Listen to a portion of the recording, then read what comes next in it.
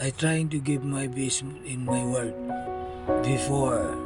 Kahit na labag sa aking kalooban, tinatanggap ko pa rin itong trabahong ito.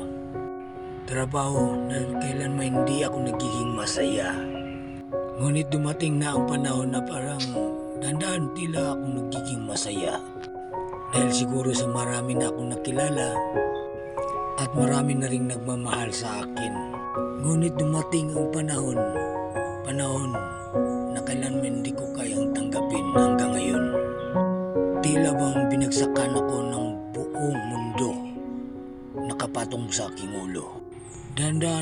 Boss, ibalik lang ko, boss. Balik ko sa trabaho. Sumiluoy na gani ko. Pas mo na dyan ko, boss ba? Magtumugog ko ng apel to sa kong trabaho. Tumugog ko, boss, yung tigmasage na ko karon. Ako salamat, boss, ba? Bibiyata ng video, boss. Masig dito tinutong isyo. Kanino rin natalari ko ng comment, boy.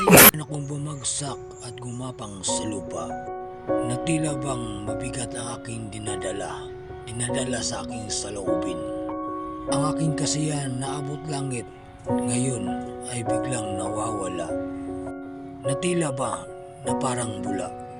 Tinanggal ako sa trabaho na di ko alam kung ano ang dahilan. Ito ang last na trabaho ko. Binalikan ko ang lahat upang ako'y malinawan. Upang makita ko ang katotohanan o di kanais-nais na dahilan.